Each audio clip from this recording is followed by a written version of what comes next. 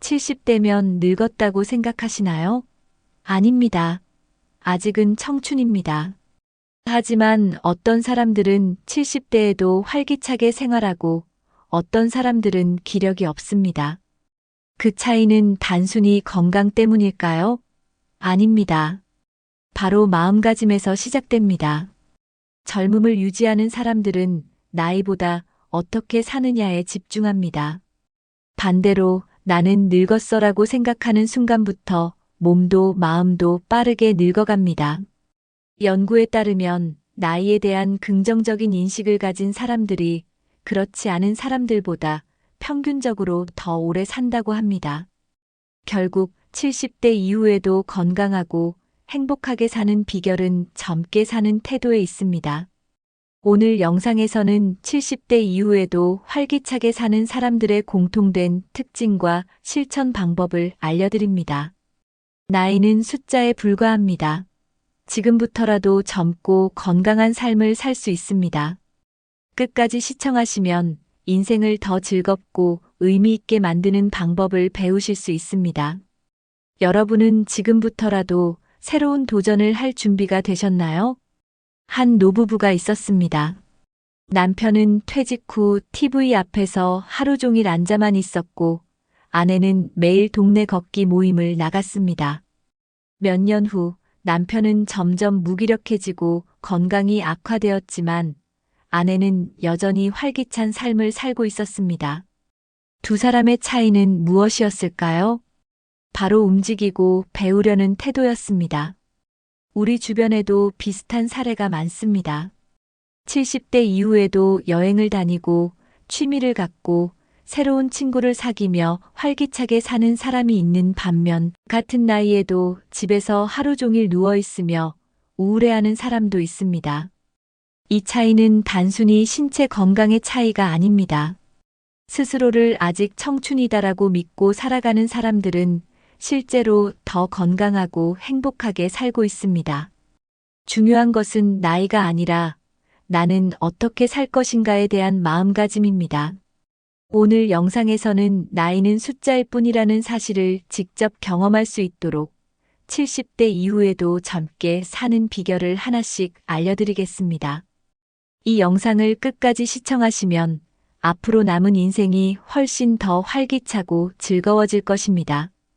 70대, 아직은 청춘이다. 늙었다고 생각하는 순간 진짜 늙습니다. 사람은 마음먹은 대로 변합니다. 젊다고 생각하는 사람은 실제로 더 건강하게 살아갑니다. 반대로 이제 늙었어라고 말하는 순간 몸도 그 말에 맞춰 약해집니다. 연구에 따르면 나이를 긍정적으로 받아들이는 사람이 그렇지 않은 사람보다 평균적으로 오래 산다고 합니다. 같은 나이인데도 어떤 사람은 활력이 넘치고 어떤 사람은 기력이 없습니다. 그 차이는 단순히 신체 건강의 차이가 아니라 태도의 차이에서 비롯됩니다. 활기찬 사람들은 자신의 나이를 숫자로만 받아들이고 그것에 얽매이지 않습니다. 나이가 들었다고 해서 무조건 조용히 살아야 하는 것은 아닙니다. 자신이 여전히 할 수 있는 일이 많다고 믿는 사람은 몸도 그에 맞춰 반응합니다. 나이에 상관없이 새로운 것을 배우고 도전하는 사람은 실제로 더 젊어 보입니다. 나는 아직 청춘이다라고 생각하면 행동도 달라지고 삶의 태도도 변화합니다. 단순히 젊은 척하는 것이 아니라 실제로 젊은 마음을 가지는 것이 중요합니다. 하루라도 빨리 늙었다라는 생각을 버리는 것이 젊음을 유지하는 첫 번째 방법입니다. 그렇다면 호기심을 유지하는 것이 왜 중요한지 알아볼까요? 뇌는 근육과 같습니다. 계속 사용하면 활성화되지만 사용하지 않으면 점점 기능이 저하됩니다. 호기심을 가지고 새로운 것을 배우는 사람들은 뇌가 더 젊게 유지됩니다. 나이가 들어도 호기심이 많은 사람들은 지적 능력이 유지되는 경우가 많습니다. 배움에는 나이가 없다는 말처럼 무엇이든 배우려는 태도가 중요합니다. 새로운 취미를 시작하거나 관심 있는 분야의 책을 읽는 것도 좋은 방법입니다. 스마트폰을 배우고 새로운 기술을 익히는 것도 뇌 건강에 도움이 됩니다. 외국어나 악기 연주를 배우면 뇌의 활동이 활발해지면서 기억력도 좋아집니다. 새로운 것을 배우는 과정에서 성취감을 느끼면 삶의 만족도도 높아집니다. 호기심을 가지면 생활이 단조롭지 않고 새로운 자극을 받을 수 있습니다. 나이가 들었다고 해서 배우는 것을 멈추는 순간 삶이 지루해질 수 있습니다. 젊은 마음을 유지하는 가장 좋은 방법은 끊임없이 새로운 것을 시도하는 것입니다. 그렇다면 나이 들었다고 주저앉으면 정말 늙을까요? 몸은 움직이지 않으면 점점 약해집니다. 운동을 하지 않으면 근육이 줄고 기력이 떨어지기 쉽습니다. 마찬가지로 마음도 사용하지 않으면 점점 위축됩니다. 이제 할 수 있는 일이 없다라고 생각하는 순간 실제로 아무것도 못하게 됩니다. 반대로 나는 아직 할 일이 많다고 생각하면 몸과 마음이 그에 맞춰 움직입니다. 퇴직 후 무기력해지는 사람들은 대부분 새로운 목표가 없는 경우가 많습니다. 하지만 새로운 도전이나 목표를 설정하면 삶이 다시 활력을 되찾을 수 있습니다. 중요한 것은 나이가 아니라 의지입니다. 지금부터라도 작은 목표를 세우고 매일 조금씩 도전해 보세요. 걷기, 글쓰기, 그림 그리기, 봉사활동 등 어떤 것이든 좋습니다. 무언가를 꾸준히 하다 보면 삶이 훨씬 더 의미 있어집니다. 나이 들었다고 멈춰 있으면 몸과 마음이 더 빨리 늙습니다. 그렇다면 몸을 움직이면 인생이 어떻게 달라질까요? 사람의 몸은 나이에 상관없이 움직이는 만큼 건강을 유지할 수 있습니다. 하루에 단 10분만이라도 걷기를 실천하면 몸이 한결 가벼워집니다. 연구에 따르면 규칙적으로 걷는 사람들은 그렇지 않은 사람들보다 수명이 길고 활력이 넘친다고 합니다. 운동을 하면 혈액순환이 원활해지고 몸속 노폐물이 효과적으로 배출됩니다. 관절과 근육을 꾸준히 사용하면 뻣뻣해지는 것을 예방할 수 있습니다. 70대 이후에도 꾸준히 운동하는 사람들은 넘어질 위험이 줄어듭니다. 규칙적으로 운동하면 신진대사가 활발해지고 면역력도 높아집니다. 기력이 없다고 해서 운동을 피하면 오히려 더 피곤함을 느낄 수 있습니다. 중요한 것은 무리하지 않고 꾸준히 하는 것입니다. 처음에는 천천히 시작해도 괜찮습니다. 중요한 것은 매일 조금씩이라도 몸을 움직이는 것입니다. 간단한 스트레칭이나 맨손 체조도 좋은 운동이 될 수 있습니다. 매일 가벼운 산책을 하면 기분이 상쾌해지고 우울감도 줄어듭니다. 나이보다 더 젊고 활기찬 몸을 유지하려면 반드시 운동이 필요합니다. 그렇다면 어떤 운동이 가장 효과적일까요? 나이가 들수록 근육량이 감소하면서 몸이 약해지는 것을 느낄 수 있습니다. 근육이 줄어들면 조금만 움직여도 쉽게 피곤해지고 일상생활이 불편해질 수 있습니다. 하지만 근력 운동을 하면 근육을 유지하고 신체 기능을 오랫동안 건강하게 유지할 수 있습니다. 단순히 걷기만 하는 것보다 가벼운 근력 운동을 병행하면 더 효과적입니다. 예를 들어 앉았다 일어나는 스쿼트 동작만 꾸준히 해도 다리 근육이 단단해집니다.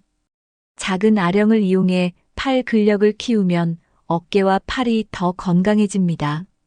근육이 많아지면 몸의 균형을 잡기가 쉬워지고 넘어지는 위험도 줄어듭니다. 특히 허벅지 근육이 튼튼해야 걸음걸이가 안정되고 오래 활동할 수 있습니다. 나이가 들수록 근육을 키우는 것이 곧 건강을 지키는 방법입니다. 적어도 일주일에 2번 정도는 근력 운동을 하는 것이 좋습니다. 운동을 꾸준히 하면 기력이 넘치고 일상생활이 훨씬 편해집니다. 처음에는 조금 힘들어도 점차 몸이 적응하면서 더 활기찬 생활을 할 수 있습니다. 근육을 유지하면 신진대사가 활발해져 체중 조절에도 도움이 됩니다. 그렇다면 운동 외에 어떤 건강 습관이 삶의 질을 높일 수 있을까요? 건강한 삶을 유지하려면 단순히 운동뿐만 아니라 생활 습관도 중요합니다. 균형 잡힌 식사를 하면 몸에 필요한 영양을 충분히 공급할 수 있습니다. 단백질이 풍부한 음식은 근육을 유지하는 데 필수적입니다. 하루에 충분한 수분을 섭취하면 몸속 독소를 배출하고 혈액순환을 원활하게 해줍니다. 규칙적인 생활 습관을 유지하면 몸과 마음이 안정됩니다. 충분한 수면을 취하면 신체 회복이 빠르고 피로감이 줄어듭니다. 규칙적인 식사 시간을 유지하면 소화 기능이 원활해지고 에너지가 지속됩니다. 스트레스를 줄이는 것도 건강을 유지하는 중요한 요소입니다. 긍정적인 생각을 가지면 몸도 건강해지고 면역력도 높아집니다. 명상이나 깊은 호흡을 하면 긴장을 풀고 마음을 편안하게 만들 수 있습니다. 건강한 습관을 꾸준히 실천하면 몸뿐만 아니라 정신적인 안정감도 얻을 수 있습니다. 결국 젊고 건강한 삶은 하루하루의 작은 습관에서 시작됩니다. 지금부터라도 좋은 습관을 하나씩 실천해 보는 것이 중요합니다. 그렇다면 나이가 들어도 계속해서 새로운 도전을 하는 것이 왜 중요할까요? 나이가 들수록 배움을 멈추는 사람이 많습니다. 하지만 새로운 것을 배우는 사람들은 더 젊고 활기찬 삶을 살아갑니다. 연구에 따르면 끊임없이 배움을 지속하는 사람들은 치매 발병률이 낮다고 합니다. 새로운 기술을 배우면 뇌가 활성화되고 기억력과 집중력이 좋아집니다. 스마트폰 사용법을 익히면 더 편리한 생활을 할 수 있습니다. 컴퓨터나 태블릿을 배우면 가족이나 친구들과 쉽게 연락을 주고받을 수 있습니다. 온라인 강의를 활용하면 집에서도 새로운 지식을 습득할 수 있습니다. 배우는 과정에서 성취감을 느끼면 자신감도 자연스럽게 올라갑니다. 배우는 것이 꼭 어렵거나 복잡한 것이 아니어도 됩니다. 예를 들어 요리법을 배우거나 새로운 운동법을 익히는 것도 배움의 한 종류입니다. 새로운 것을 배우면서 나는 아직 성장할 수 있다는 사실을 깨닫게 됩니다. 중요한 것은 나이를 핑계로 배우기를 포기하지 않는 것입니다. 이제 와서 뭘 배우나? 라고 생각하는 순간 삶은 정체되기 쉽습니다. 그렇다면 배움과 함께 취미를 갖는 것이 왜 중요할까요?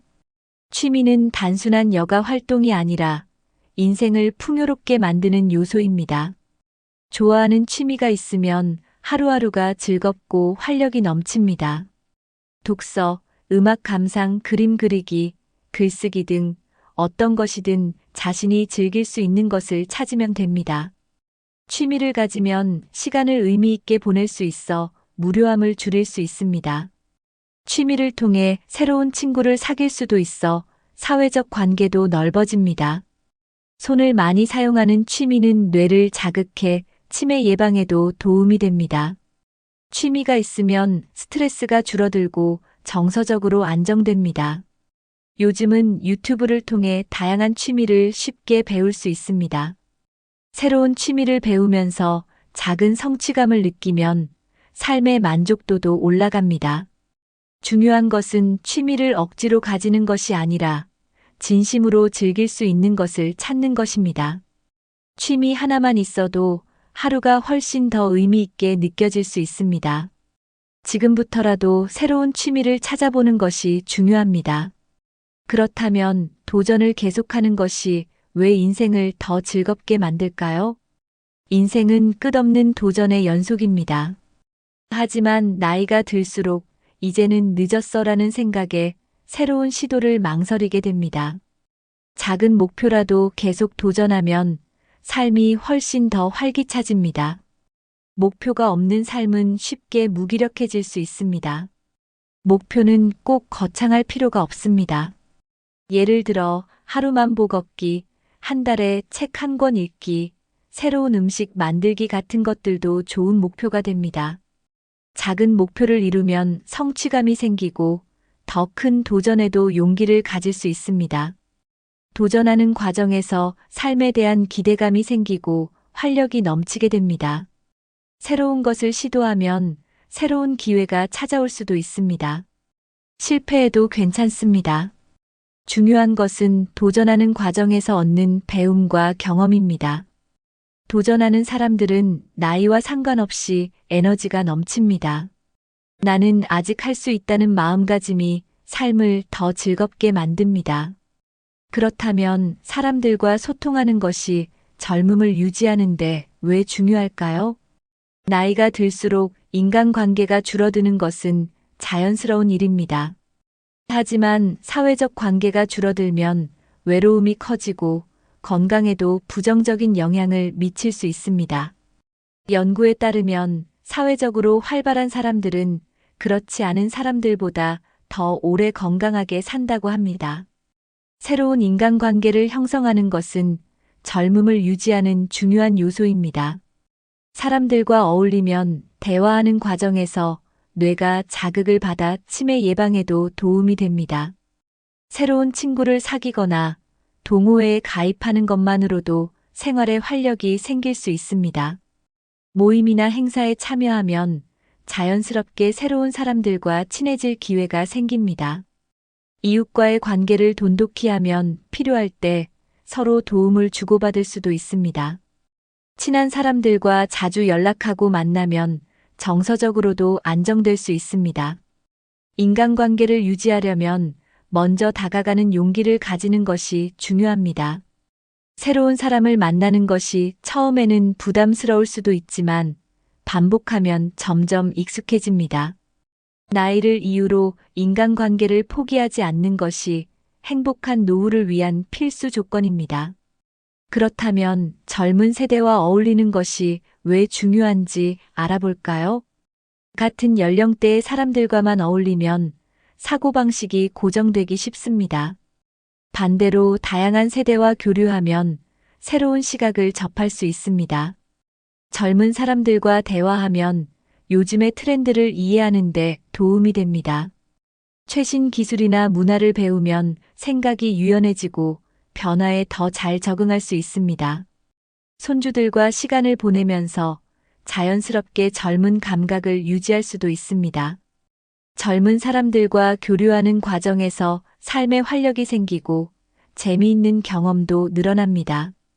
나이 차이가 많이 나는 사람들과 대화하면 새로운 아이디어를 얻을 수 있습니다. 젊은 세대와 소통하는 것은 단순히 정보 교류뿐만 아니라 정서적 안정에도 도움이 됩니다. 세대 차이를 극복하려면 먼저 열린 마음으로 다가가는 것이 중요합니다. 젊은 세대에게 배우려는 자세를 가지면 관계가 더욱 자연스럽게 형성됩니다. 중요한 것은 나이를 떠나 서로를 존중하며 배울 수 있는 기회를 갖는 것입니다. 젊은 세대와 교류하면 자연스럽게 삶의 태도가 더 긍정적으로 변합니다. 그렇다면 혼자 있는 시간을 줄이는 것이 왜 중요한지 알아볼까요?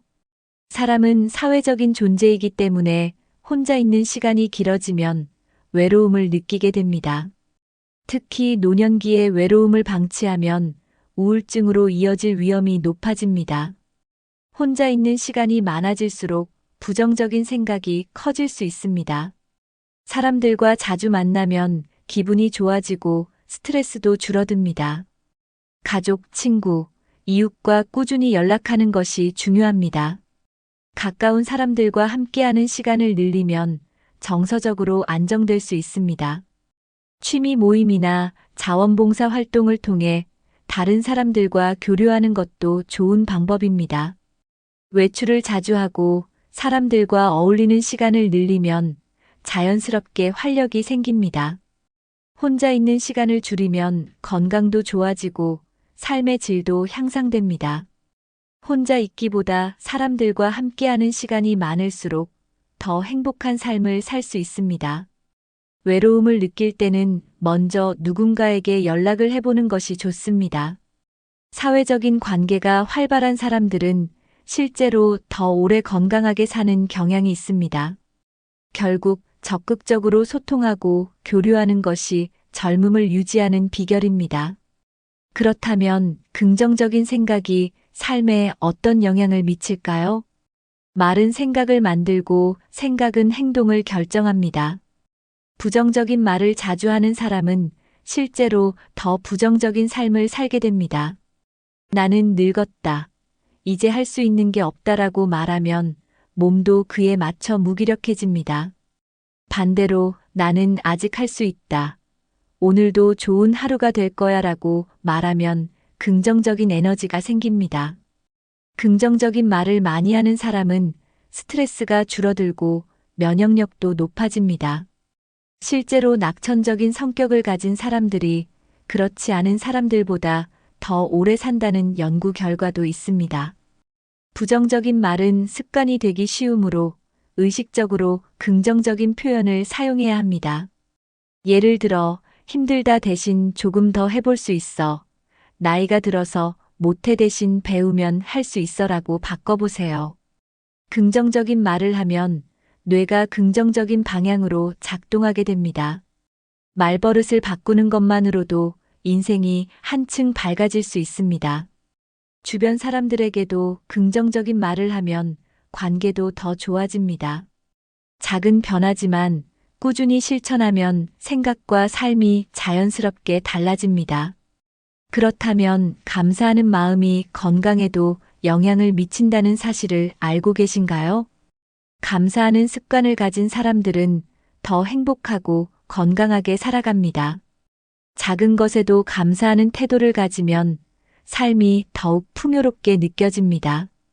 연구에 따르면 감사하는 마음을 가진 사람들은 스트레스 수치가 낮고 면역력이 더 강하다고 합니다. 오늘도 건강하게 일어날 수 있어서 감사하다.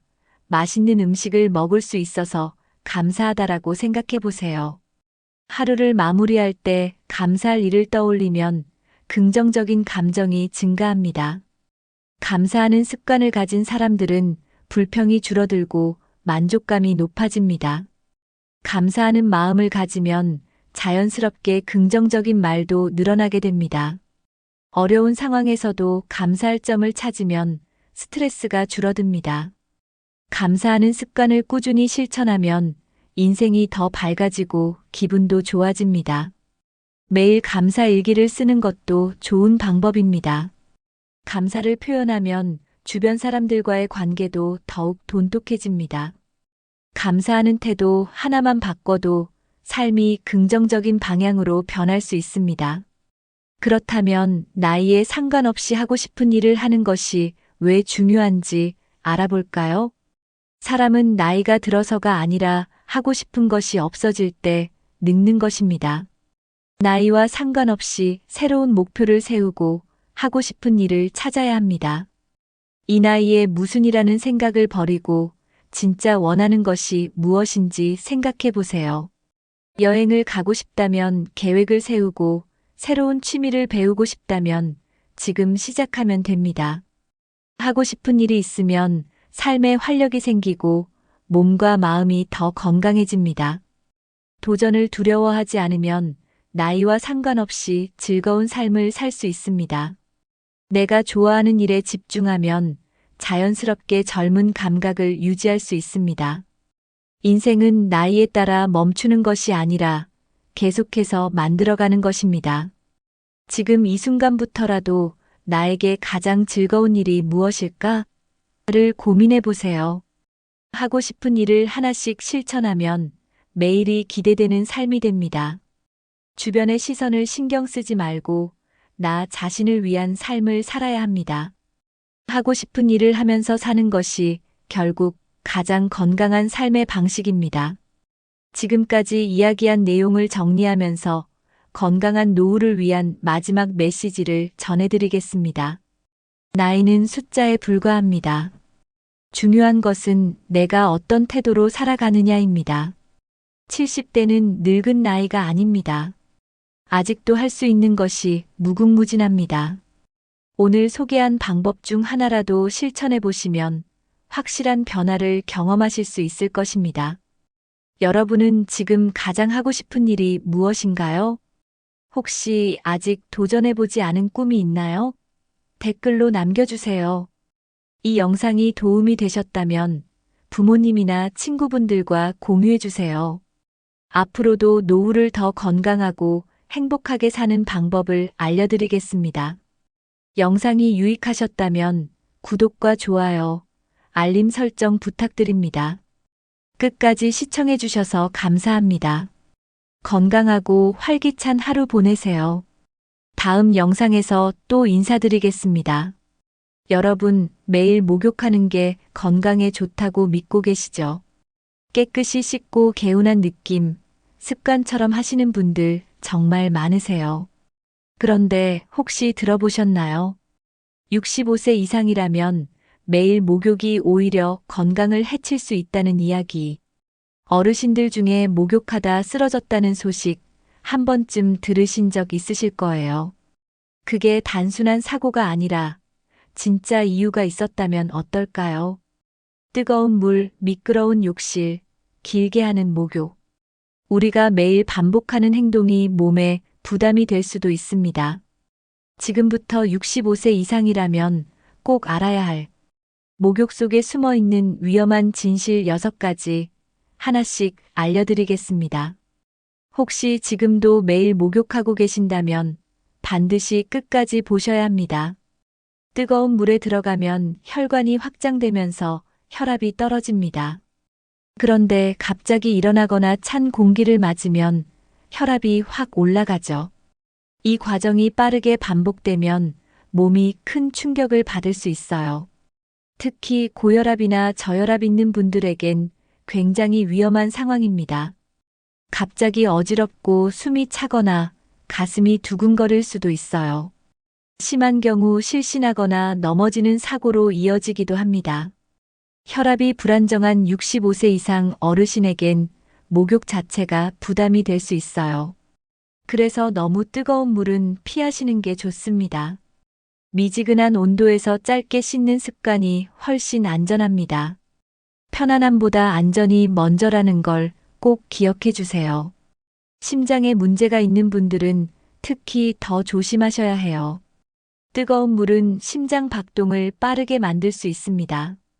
가슴이 두근거리거나 압박감이 느껴지면 바로 중단하셔야 해요. 그걸 참고 계속 목욕하다 보면 심장에 무리가 갑니다. 평소보다 유난히 피곤하거나 식은땀이 난다면 몸에서 보내는 신호일 수 있어요.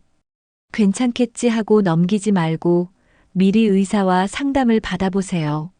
목욕 전후로 심장 통증을 느낀 적이 있다면 반드시 알려야 해요. 특히 혼자 목욕하는 경우엔 위급 상황 대처가 어려워집니다. 가족과 함께 있을 때 목욕하는 게 훨씬 안전합니다. 심장질환 있는 분들에겐 목욕이 편안함이 아니라 부담이 될 수 있습니다. 물 온도는 체온보다 약간 따뜻한 정도가 가장 좋습니다. 일반적으로 35도에서 38도 사이가 가장 안전하다고 해요. 손이나 팔로 물 온도를 미리 확인해 보는 습관을 들이세요. 너무 뜨겁다 싶으면 잠깐 식혔다가 들어가셔도 좋습니다. 목욕 시간은 길게 하지 않는 게 좋아요. 보통 15분에서 20분 정도가 적당합니다. 오래 앉아 있으면 피로가 더 쌓이고 피부도 건조해질 수 있어요. 특히 조격처럼 부분 목욕을 활용하면 훨씬 부담이 적습니다. 물 온도와 시간만 잘 조절해도 사고 확률은 확 줄어듭니다. 내 몸에 맞는 목욕 습관이 건강을 지켜줍니다. 욕실은 집 안에서 가장 사고가 많이 나는 공간 중 하나입니다. 특히 바닥이 젖어 있고 발이 미끄러운 상태에서는 아주 작은 실수로도 쉽게 넘어질 수 있어요. 넘어지는 순간 허리를 다치거나 머리를 부딪히는 경우도 있습니다. 특히 65세 이상은 골다공증이 있는 경우가 많아 넘어지면 뼈가 쉽게 부러질 수 있어요. 한번 다치면 회복이 오래 걸리고 후유증도 심합니다. 실내에서 걷는다고 방심하지 마시고 항상 조심하셔야 합니다. 욕실에 미끄럼 방지 매트를 깔고 손잡이를 설치하는 것도 꼭 필요해요. 작고 간단한 준비가 큰 사고를 막아줍니다. 젊을 때는 넘어져도 금방 일어나고 회복됩니다. 하지만 나이가 들면 몸이 약해지고 회복 속도도 느려져요. 넘어져서 골절이 생기면 누워있는 시간이 길어집니다. 그러면 근육도 줄고 폐렴이나 욕창 같은 2차 문제가 생기기 쉽습니다. 특히 고관절이 부러지면 걷는 것 자체가 어려워져요. 수술이 필요해도 고령자는 마취와 회복이 큰 부담이 됩니다. 병원에 오래 누워 있다 보면 우울감도 따라오고 자립적인 생활로 돌아가기 어려워지는 경우도 있어요. 그래서 가장 좋은 건 다치지 않는 것입니다. 낙상을 예방하는 것이 곧 건강을 지키는 최고의 방법이에요. 욕실 사고는 대부분 환경을 조금만 바꿔도 예방할 수 있습니다. 바닥에 물이 고이지 않도록 배수 상태를 점검하고 욕조나 변기 옆에는 미끄럼 방지 손잡이를 꼭 설치하세요. 욕실 슬리퍼도 바닥이 잘 미끄러지지 않는 제품으로 바꾸는 게 좋아요. 조명이 어두우면 잘 안 보이기 때문에 밝은 등으로 바꿔주세요. 물을 뿌릴 때는 바닥을 먼저 닦아두거나 수건을 깔아두는 것도 좋습니다.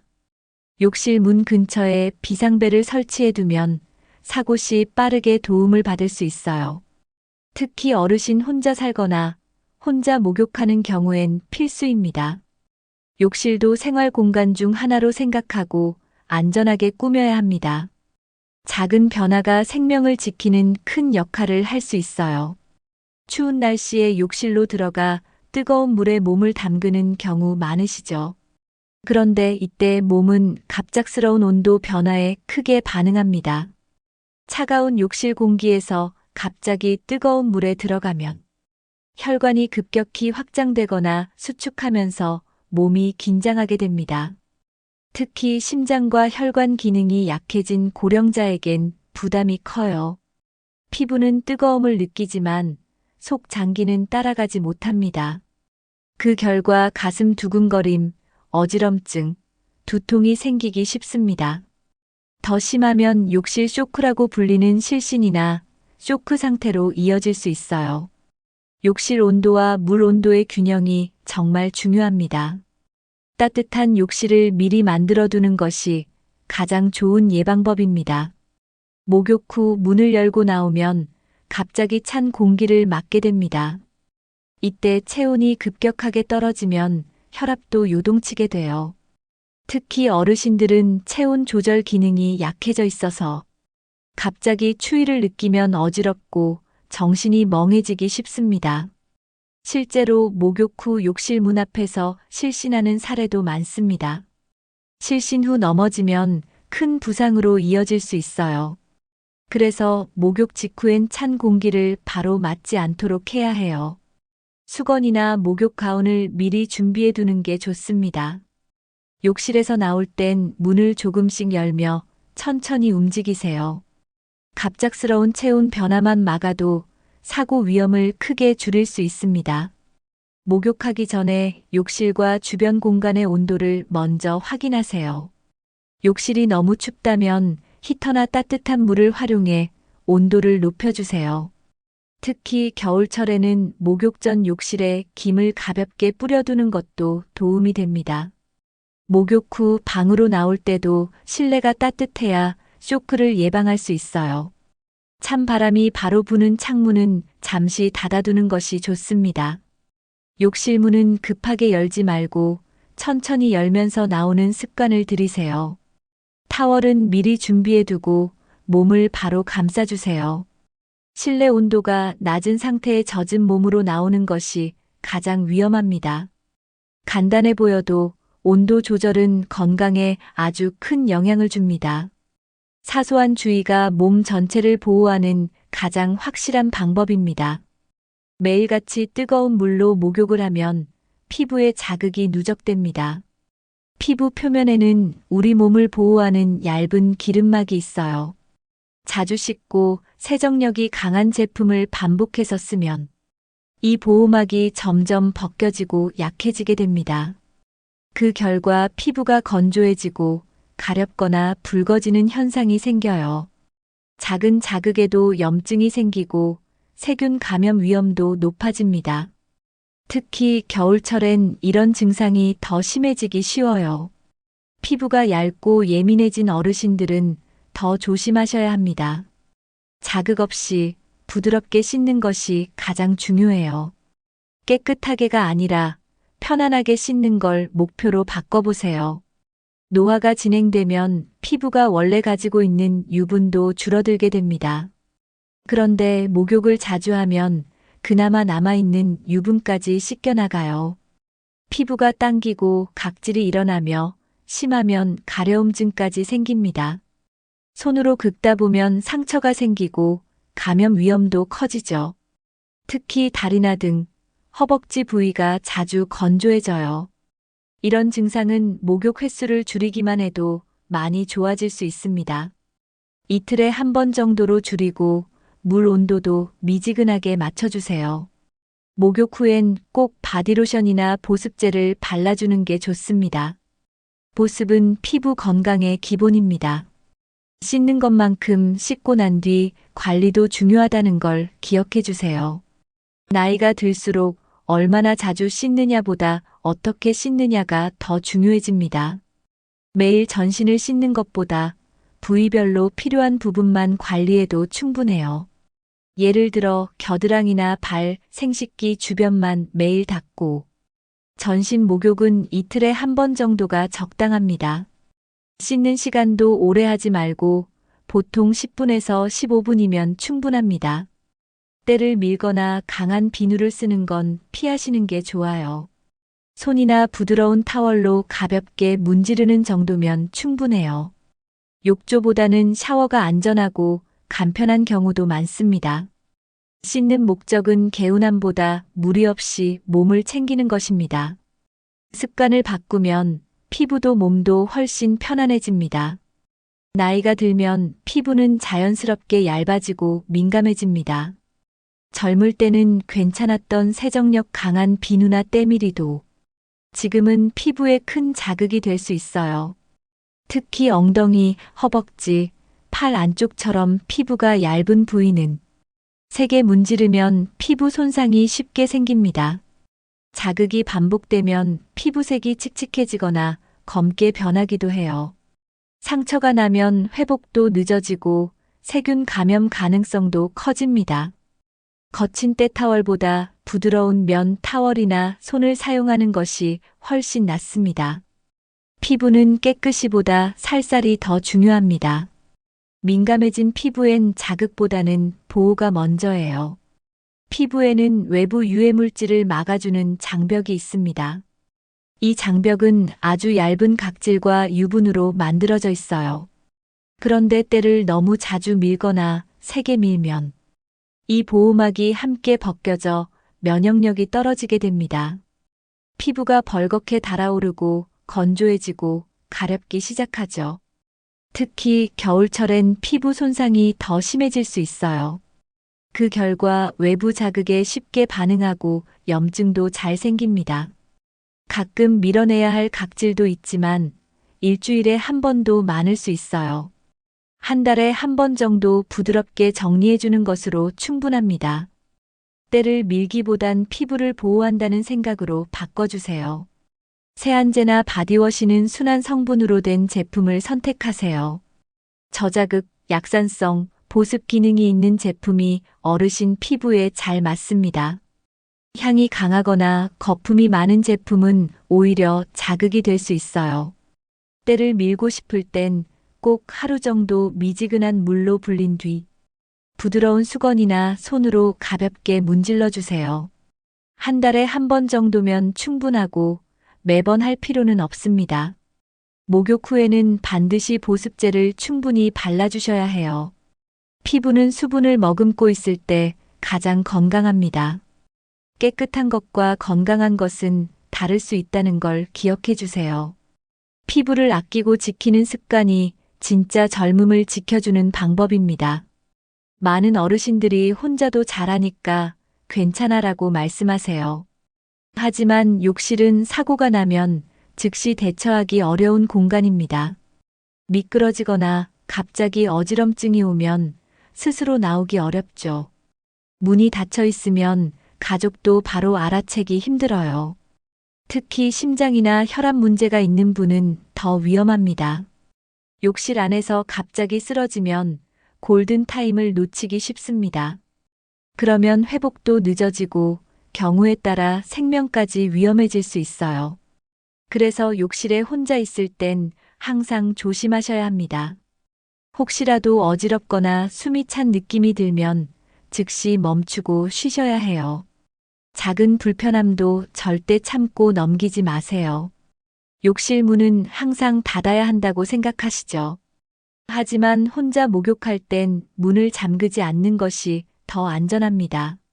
만약 쓰러졌을 때 문이 잠겨 있으면 구조가 늦어질 수 있어요. 가족과 함께 사는 경우엔 누군가와 시간이 겹치게 목욕을 하는 것도 좋습니다. 혹시 걱정되시면 욕실 문에 안에 있어요. 표시만 해두세요. 또 욕실 바닥에 미끄럼 방지 매트, 손잡이, 작은 의자 등 안전한 환경을 만들어 두는 것도 함께 필요해요. 혼자서도 괜찮다는 생각보다 혹시 모를 상황에 대비하는 게 더 현명합니다. 정말 혼자 있어야 할 상황이라면 가까이 핸드폰이라도 두고 들어가세요. 사소해 보여도 사고를 막는데 큰 역할을 합니다.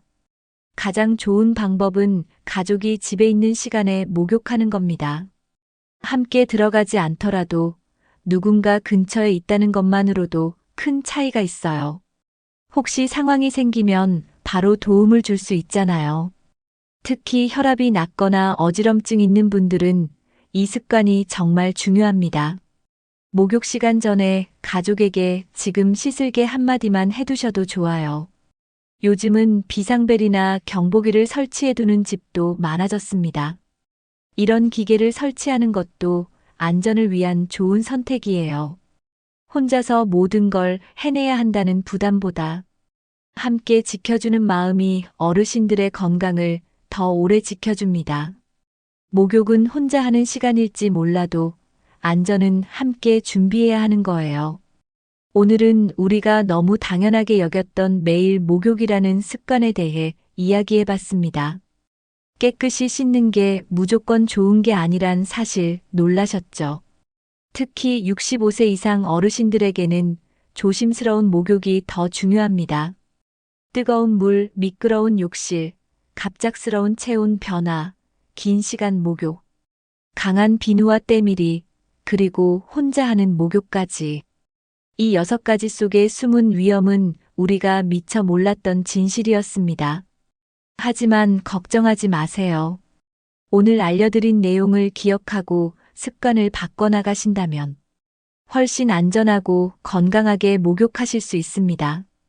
여러분은 오늘 내용 중 어떤 부분이 가장 놀라우셨나요? 혹시 지금도 매일 목욕하고 계신다면 어떤 습관을 먼저 바꿔보실 수 있을까요? 댓글로 여러분의 생각과 실천을 함께 나눠주세요. 누군가에게는 그 댓글이 목숨을 지키는 정보가 될 수도 있습니다. 이 영상이 도움이 되셨다면 좋아요와 구독도 부탁드립니다. 앞으로도 어르신들께 꼭 필요한 건강 정보를 쉽게 전해드릴게요. 건강한 습관이 긴 생명입니다. 오늘도 시청해주셔서 진심으로 감사합니다.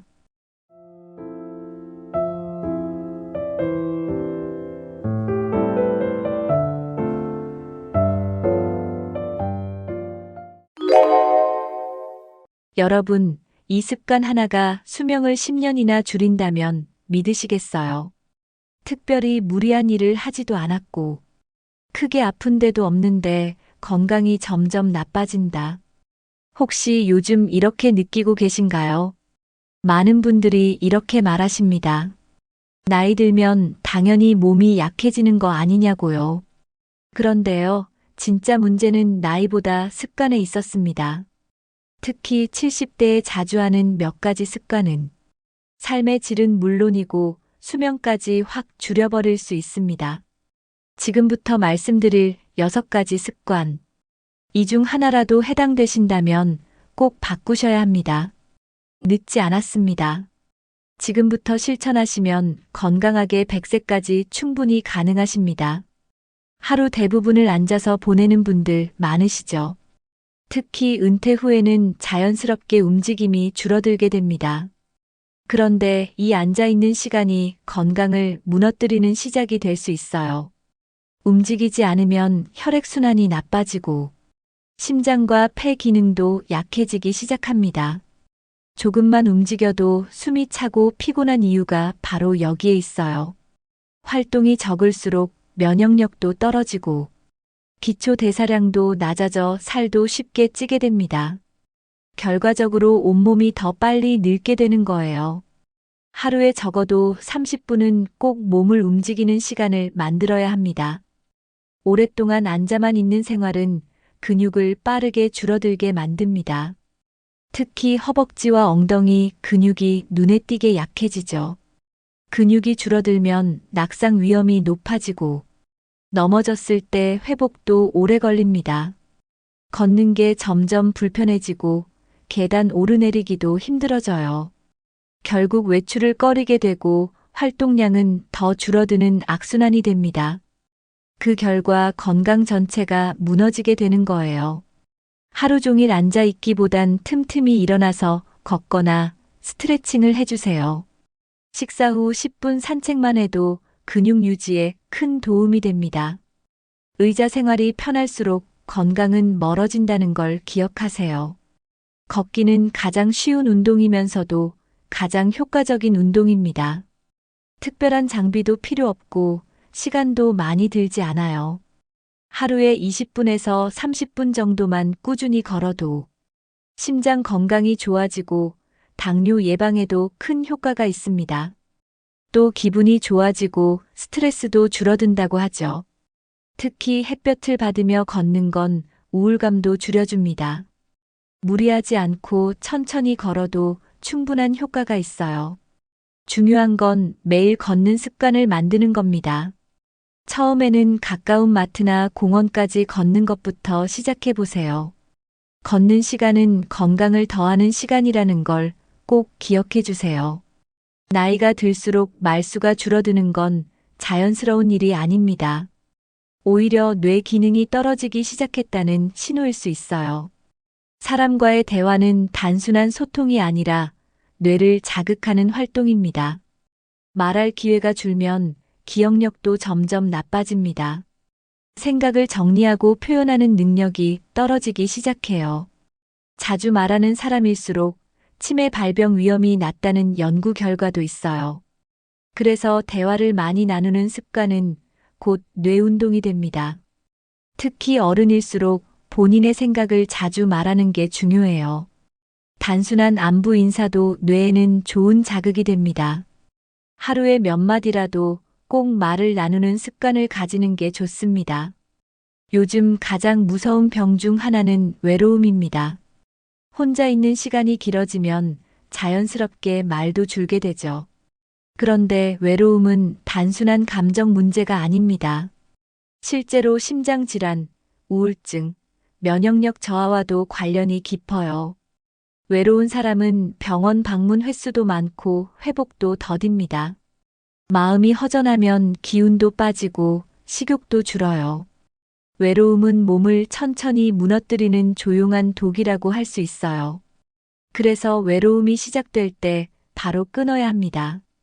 이웃과 인사하고 지인에게 전화하고 누구라도 만나야 해요. 외로움을 방치하면 병보다 더 무서운 결과를 만들 수 있습니다.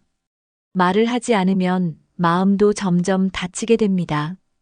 감정 표현을 하지 않다 보면 속이 답답해지고 소통이 줄어들면 오해도 쉽게 생겨요. 특히 가족이나 가까운 사람과의 대화는 더욱 중요합니다. 말이 없다고 다 괜찮은 게 아니거든요. 오히려 말하지 못해 쌓이는 감정이 더 무섭습니다. 하루에 한 번 고맙다는 말 한마디부터 시작해 보세요. 말은 관계의 문을 여는 열쇠입니다. 자주 말할수록 사람과의 거리는 가까워지고 그 안에서 마음도 편안해집니다. 나이가 들수록 입맛이 변하면서 밥이나 빵, 국수 같은 탄수화물 위주로 식사가 편해집니다.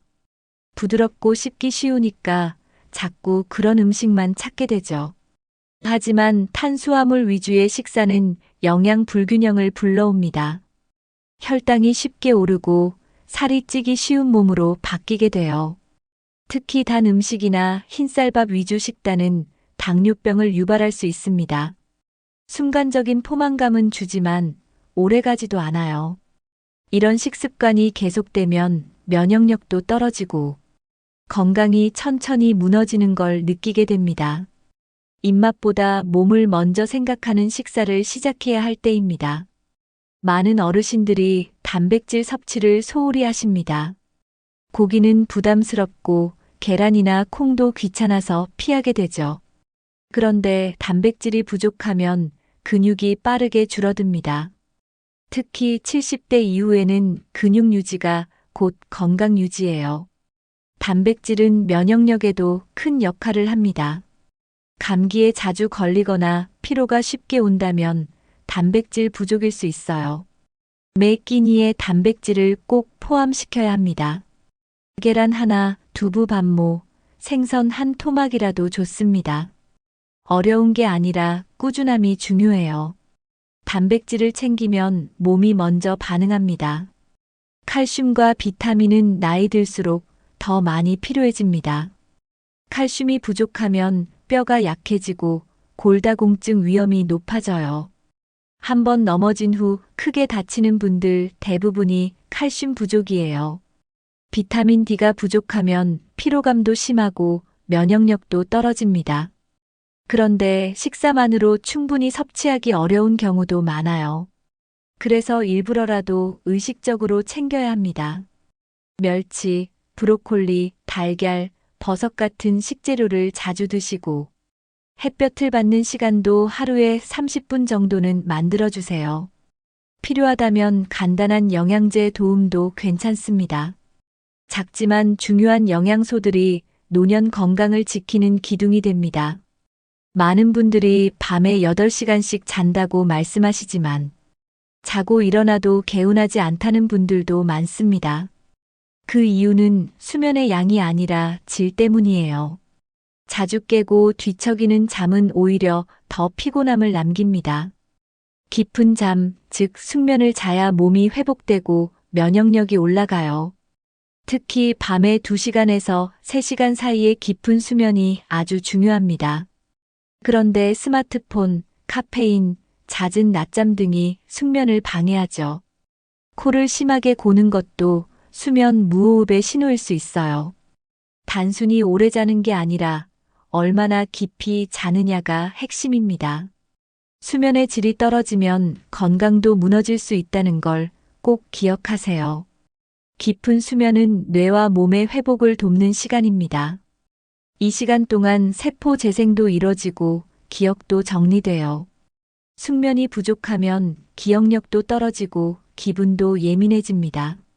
만성적인 수면 부족은 심장질환, 고혈압 위험도 높여요. 당뇨나 비만과도 깊은 관련이 있는 게 바로 수면의 질입니다. 자는 동안 스트레스 호르몬도 조절되기 때문에 좋은 잠은 정신 건강에도 큰 영향을 줘요. 실제로 수면 질이 좋은 사람은 수명이 더 길다는 연구 결과도 있습니다. 잠은 쉬는 시간이 아니라 건강을 회복하는 시간입니다. 그래서 잠 하나만 잘 자도 삶 전체가 달라질 수 있어요. 좋은 수면을 위해선 낮부터 준비가 필요해요. 우선 낮잠은 30분 이내로 너무 늦은 시간엔 피하는 게 좋습니다.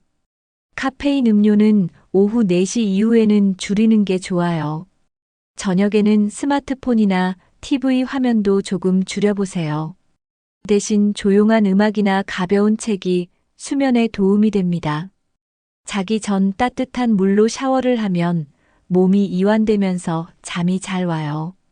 침실은 어둡고 조용하게, 온도는 약간 서늘하게 유지하는 게 좋습니다.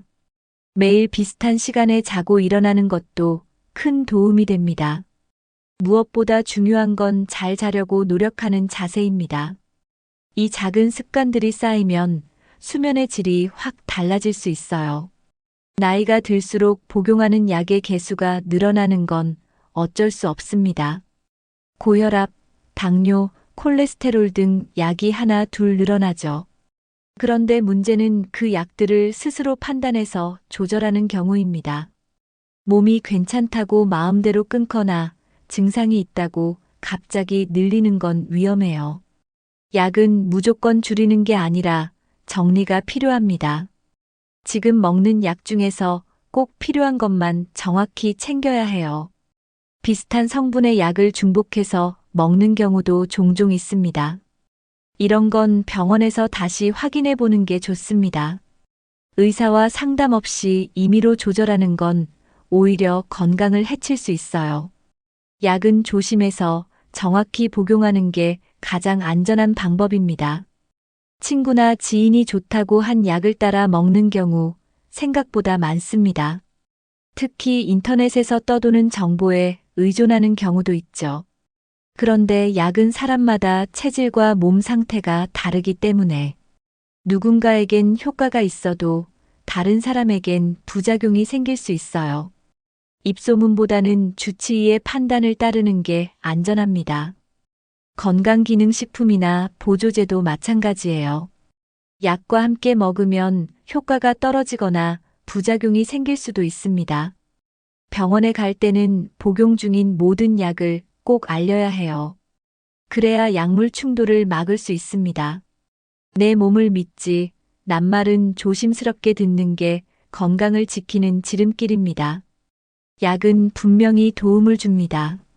하지만 너무 의존하면 스스로 회복하는 힘은 점점 떨어져요. 혈압이나 혈당 조절도 약만 믿고 생활 습관을 바꾸지 않으면 점점 약이 늘고 몸은 약해지는 방향으로 가게 됩니다. 약은 보조 수단일 뿐 주인은 결국 내 생활 습관입니다. 식사 조절, 가벼운 운동, 수면 관리가 함께 병행되어야 약의 효과도 좋아지고 약의 양도 줄일 수 있어요. 특히 고정된 시간에 복용하는 습관도 중요합니다. 내 몸을 스스로 관리한다는 마음이 필요해요. 약을 줄이는 목표보다 약에 끌려가지 않는 삶을 만드는 게 먼저입니다. 아침에 눈을 떠도 특별히 할 일이 없다고 느껴지는 분들 많으시죠? 하루 종일 시간은 흐르는데 뭘 했는지 기억이 안 나기도 해요. 이렇게 무의미하게 하루를 보내는 시간이 반복되면 몸보다 마음이 먼저 지치기 시작합니다. 무기력함은 생각보다 빠르게 건강을 갉아먹어요. 의욕이 줄면 활동도 줄고 식욕도 함께 떨어지죠. 결국 생활 리듬이 깨지면서 면역력까지 떨어질 수 있습니다. 작은 일이더라도 하루에 한 가지 목적을 정해보세요. 예를 들어 화초에 물 주기, 짧은 산책하기 같은 일도 괜찮아요. 의미 있는 하루는 건강한 삶의 시작입니다. 많은 분들이 하루 대부분을 텔레비전 앞에서 보내시곤 합니다. 뉴스, 드라마, 예능까지 끊임없이 보게 되죠.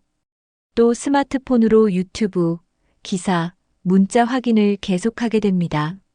물론 정보도 없고 심심함도 달래지만 이 시간이 지나치게 길어지면 건강에 해가 될 수 있어요. 화면만 보고 있으면 눈은 피로해지고 뇌도 자극에 지치게 됩니다. 신체 활동이 줄어들고 식사 시간도 불규칙해지죠. 집중력과 기억력도 점점 떨어지는 걸 느끼게 돼요. 하루 중 TV나 스마트폰 보는 시간을 정해두는 게 좋습니다. 그 외의 시간에는 손으로 무언가를 하거나 몸을 조금 움직여 보세요. 하루하루가 흘러가는 대로 살아서는 안 된다고 하셨어요. 인생 후반일수록 더 의미 있는 하루가 필요합니다. 목표가 있는 사람은 늙지 않는다는 말도 있습니다. 그 목표는 거창할 필요 없습니다. 오늘 책 한 장 읽기, 싱크대 닦기, 전화 한 통 하기. 이런 작은 계획이 하루를 활기차게 만들어줍니다. 목표가 있으면 아침에 눈 뜨는 이유가 생겨요. 무기력은 삶을 짧게 만들지만 목적은 생명을 길게 만들어줍니다. 매일 아침 스스로에게 묻는 겁니다. 오늘 나는 무엇을 해볼까? 하고요. 지금까지 70대 이후 수명을 단축시키는 최악의 습관 6가지를 함께 알아봤습니다. 활동 부족, 대화 단절, 편식, 나쁜 수면 습관, 약물 의존, 무기력한 생활까지 모두 우리가 일상에서 무심코 반복하고 있던 것들입니다. 하지만 지금 이 순간부터 하나씩만 바꿔도 건강과 삶의 질은 분명히 달라질 수 있습니다. 여러분은 오늘 말씀드린 습관 중 어떤 게 가장 와닿으셨나요?